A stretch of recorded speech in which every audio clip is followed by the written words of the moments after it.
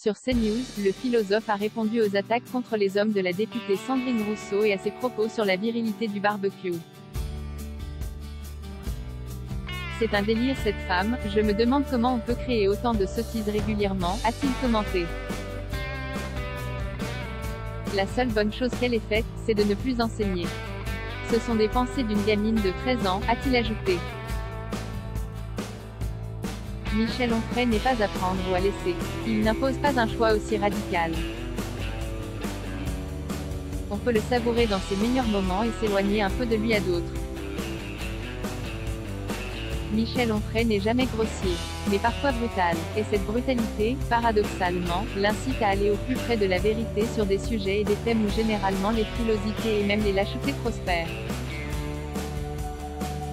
En effet, doué à ce point pour le verbe polémiste, on ne l'imaginerait pas en user pour la langue de bois. Il est condamné et se condamne à des propos et à des fulgurances décapantes.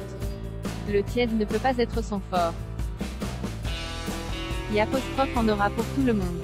Certes, on peut considérer que sa pensée politique, avec sa veine systématiquement anti-maastrichtienne servant de critère ultime pour tout, et sa détestation absolue d'Emmanuel Macron, relève d'un paroxysme dérangeant pour un être de cette intelligence. Comme s'il avait besoin ici ou là de se reposer de son habituelle finesse d'analyse même si elle n'épargne rien ni personne. Jean-Luc Mélenchon, qu'on se rassure, n'est pas oublié, il a droit à sa part d'Onfray. Mais puis-je avouer, sans être stigmatisé par les esprits univoques et donc sectaires, que l'immense talent du batailleur, du cogneur, et la plupart du temps son extrême et libre lucidité, sont un régal d'autant plus qu'il se déploie tant dans l'oralité que par l'écriture. Michel Onfray a cette qualité fondamentale qui manque à la vie intellectuelle et médiatique d'aujourd'hui, il est imprévisible parce qu'il accepte de ne pas se laisser résumer à une unité pauvre et à la longue lassante. Le pluralisme consubstantiel à tout ce qu'il pense, qu'il agite ou l'indigne fait qu'on ne s'ennuie jamais avec lui parce que tout a du sens, qu'on le récuse ou non. Cet homme existe et c'est le plus beau compliment qu'on puisse faire à quelqu'un dans un monde où on confond souvent cette qualité avec l'affirmation vulgaire de soi. S'il retourne un jour au bureau de vote, ce ne sera pas un électeur de la gauche woke. Tout ce dont je crédite Michel Onfray, je l'ai perçu avec intensité et bonheur quand remarquablement questionné par Laurence Ferrari sur CNews, plus attentive à le laisser parler qu'à occuper abusivement le terrain, il a, avec une vigueur et une pertinence suscitant l'éclat de rire, dénoncé les aberrations de Sandrine Rousseau, notamment sur la virilité du barbecue. Il y aurait eu quelque chose à retenir, mais elle dit tout toujours si mal, mais en ciblant l'essentiel, cette femme a été professeure dans l'enseignement supérieur. On me pardonnera de trouver, comme lui, qu'on ne peut pas s'égarer ici sans être dangereuse là. Les citoyens sont des victimes de ces errements comme ces étudiants ont dû l'être hier. Sans doute va-t-on alléguer que pour Michel Onfray, Sandrine Rousseau, un délire, était une opportunité de combat trop facile. Mais il est allé plus loin dans un domaine où le politiquement correct aurait pu au contraire l'entraver. Et il l'a mis en pièces. La France est de plus en plus à droite et en colère, une étude Fondapol établit ce constat. Mais Michel Onfray, portant le fer dans la plaie, pourtant la gauche durement, et de manière originale, en refusant le concept de droitisation.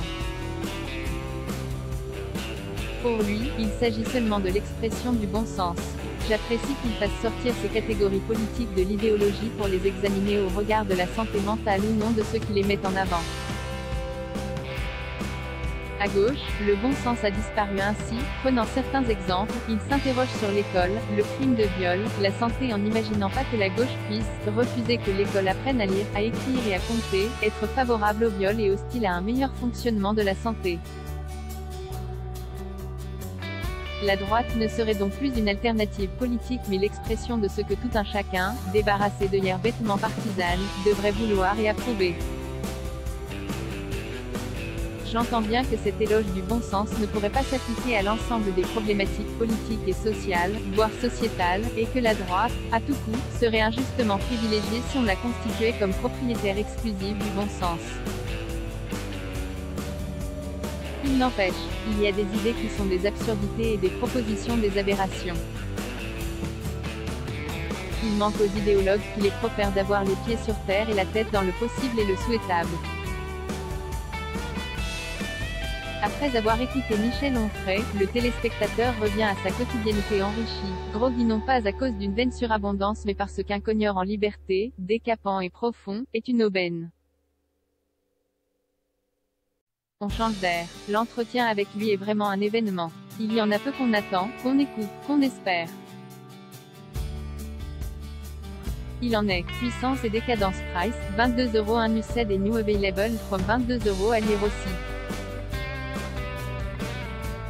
Du même auteur abonné, la députée de gauche Sandrine Rousseau estime qu'il y a des limites à la caricature le jour où le compte parodique Twitter Sardine Ruisseau a dépassé le compte de la vraie députée Nuque le barbecue. Un objet maudit pour Sandrine Rousseau.